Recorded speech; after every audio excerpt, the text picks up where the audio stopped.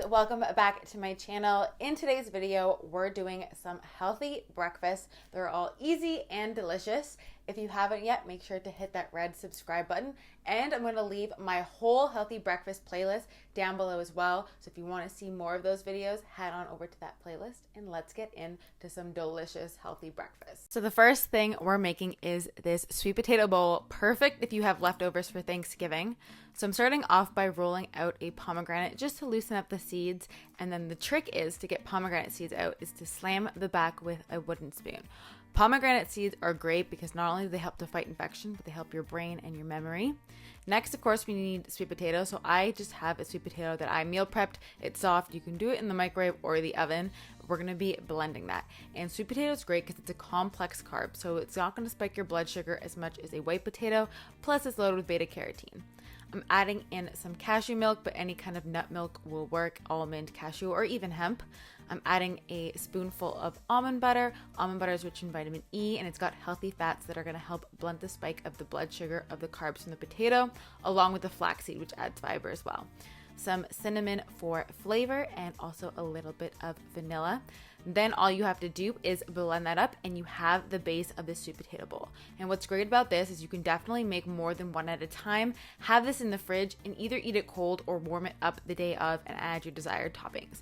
So then I'm adding on some pumpkin seeds, which are great zinc for your immune system, especially this time of year, and omega-3s, the pomegranate seeds from before, as well as some grain-free granola just on the top for some crunch.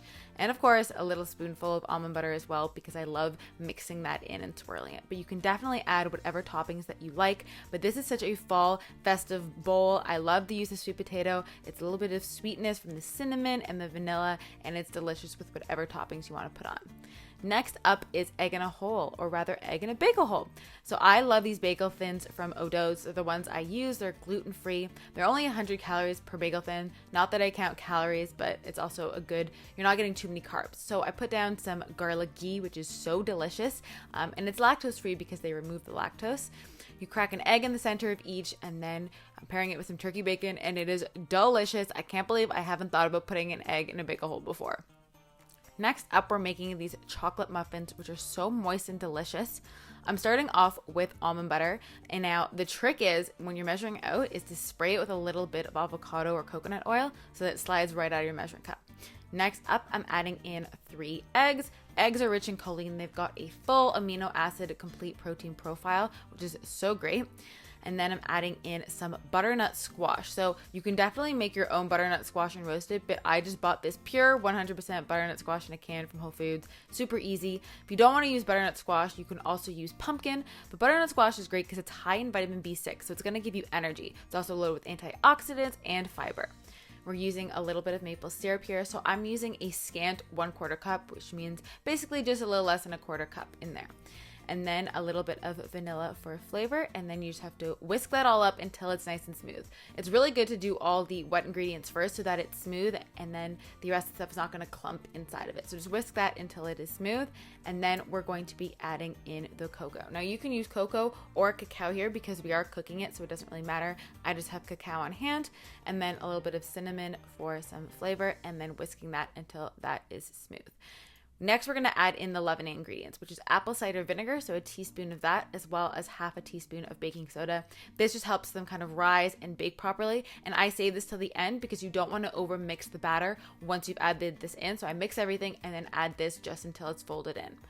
I separated it into 6 different muffins. Now, I like my muffins big because I don't want them to be a proper serving. You can do smaller muffins. You can even do mini muffins with this as well. You would just have to vary the baking time. So I'm using a 1/4 cup scoop here and just scooping them until they're even and placing a few dairy-free chocolate chips just for fun on the top. And then once you bake them off, they're so moist and delicious. The perfect breakfast or even snack. So yummy with a cup of coffee. I'm obsessed with this muffin recipe. It's so good. Next up, we're making a yogurt bowl, which is another one of my favorite things, guys. I've just been killing it with the breakfast recipes. I'm obsessed. So I'm starting off with some frozen berries, which is a great hack to use. I just microwave some frozen berries, and then I'm adding in a little bit of chia seeds, and it basically helps it to thicken up. And this is a great alternative to like a fruit bottom yogurt because it's a bit more saturated than like a fresh fruit, and you have that lots of flavor and lots of sweetness.